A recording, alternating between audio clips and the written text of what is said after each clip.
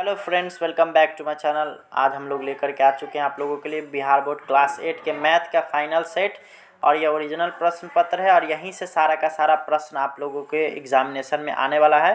तो आप यदि हैं हमारे चैनल पर नए तो इसको सब्सक्राइब कर लें और हमारे चैनल के साथ जुड़ जाएं ताकि आप लोगों को आने वाले भविष्य में इसी तरह के एग्ज़ाम के क्वेश्चंस की तैयारी कराई जा सके। तो चलिए स्टार्ट करेंगे हम लोग वीडियो और देखेंगे कौन कौन सा प्रश्न इस बार के परीक्षा में आने वाला है।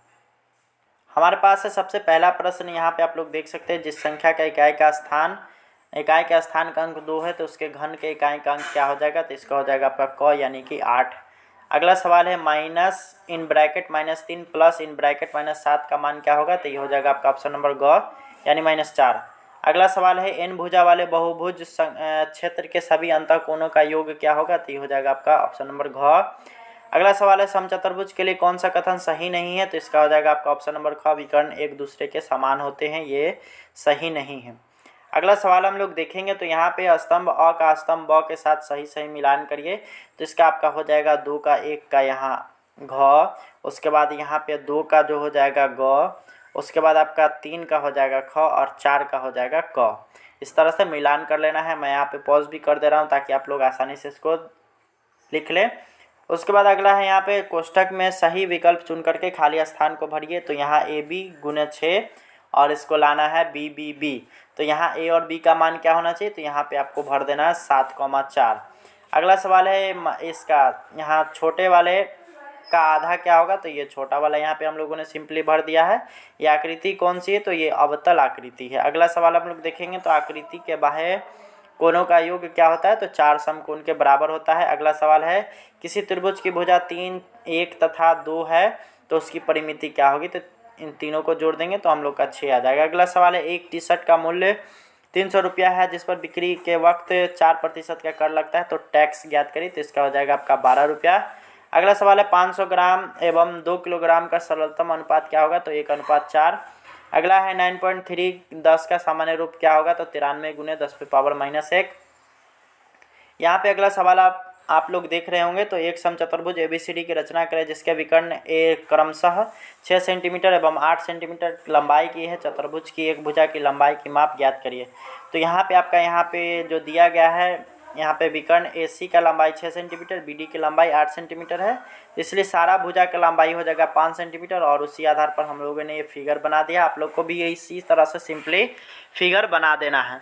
अगला सवाल हम लोग देखेंगे तो यहाँ पे है आप लोग का ये सवाल, नीचे की तरफ बढ़ेंगे तो यहाँ पे है 3 क्रमागत विषम संख्याओं का योगफल 63 है तो संख्याएं ज्ञात करिए। तो यहाँ पे आपको दिया गया है, मान लेंगे 3 क्रमागत विषम संख्या x+2 और x+4 है।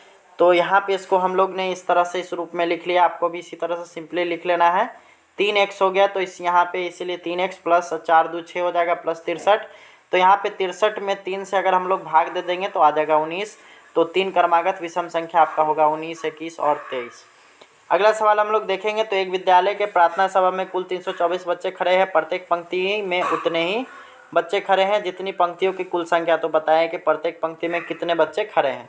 तो सिंपली आपको 324 का आपका वर्गमूल कर लेना है और इसी तरह से आप लोग को सिंपली वहाँ लिख देना है। तो यहाँ वर्गमूल आपका आ जाएगा 18 और 18। उसके बाद फिर आप में यहाँ देखिएगा क्वेश्चन में लिखा हुआ है कुल पंक्तियों की संख्या ज्ञात करना है। तो 18 आ गया और पंक्ति में कितने बच्चे खड़े हैं तो वो भी 18 आ गया। अगला सवाल हम लोग देखेंगे, एक बेलनाकार लकड़ी की लंबाई 50 सेंटीमीटर तथा आधार का व्यास 14 सेंटीमीटर है। तो इसके आधार का क्षेत्रफल एवं संपूर्ण पृष्ठ का क्षेत्रफल ज्ञात करें। तो यहाँ पे आपका यहाँ जो दिया गया है, यहाँ व्यास बराबर आपका हो गया 14 सेंटीमीटर, आप लोग यहाँ से देख सकते हैं। तो इसीलिए R बराबर हो जाएगा 7 सेंटीमीटर, H बराबर हो जाएगा आपका 50 सेंटीमीटर, क्योंकि ऊंचाई बराबर 50 सेंटीमीटर आपको दिया हुआ है। तो इसलिए आधार का क्षेत्रफल आपका हो जाएगा, जब आप इसको सॉल्व करिएगा तो 154 सेंटीमीटर स्क्वायर। अगर सॉल्व करने नहीं आता तो सिंपली इसको उतार देंगे। उसके बाद संपूर्ण पृष्ठ का क्षेत्रफल, यहाँ पे आपका फॉर्मूला होता है 2πr × r+h और इसको डील करने के बाद 2508 आ जाएगा। अगर आपको फार्मूला और या फिर बनाने का ढंग नहीं पता है तो आप सिंपली इसको उतार देंगे। अगला यहाँ पे है, दिए गए पाई चार्ट में एक मकान के बनाने के विभिन्न मदों के खर्च प्रतिशत को दर्शाया गया है।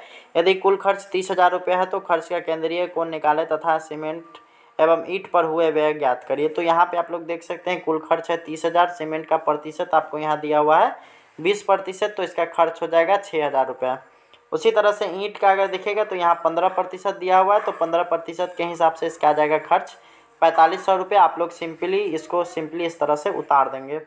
अगला सवाल यहाँ पे है 2732 में 832 से भाग दीजिए। तो यहाँ पे हम लोगों ने भाग दिया तो ये आ गया। यहाँ पे आप लोग को सिंपली इसी तरह से उतार देना है और जा कर के यही परीक्षा में लिख देना है। तो यह था पूरा 50 नंबर का क्वेश्चन। चूँकि इस बार 50 नंबर का ही एग्जामिनेशन हो रहा है तो 50 नंबर का टोटल 50 का 50 मैंने बता दिया है।